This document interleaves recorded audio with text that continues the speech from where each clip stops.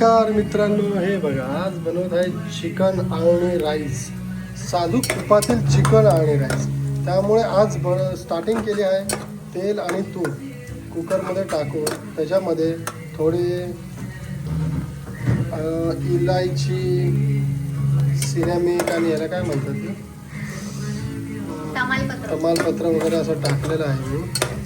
So हे बघा, आता तो कांदा ब्राऊन होईस्तोपर्यंत फ्राय करायचा असतो, जेणेकरून ते कांद्याचं जी चव असते ती प्रॉपर चिकनमध्ये उतरते.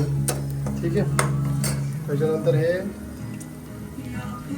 कोथिंबीर, अद्रक, लसूण आणि खोबऱ्यानंतर की इलायची, बेल काय ते जे काय आहे ते खडा मसाला थोडासा तो टाकलेला आहे आणि थोडंसं मीठ टाकून लिंबू पिळून हे मिश्रण तयार केलेलं आहे.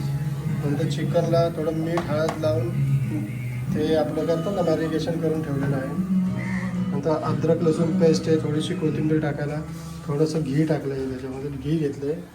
त्यामुळे आता थोडासा कांदा ब्राऊन झाल्यानंतर हे जे चिकन आहे आपण त्याच्यात पलटी मारणार आहे अद्रक लसूण पेस्ट टाकून.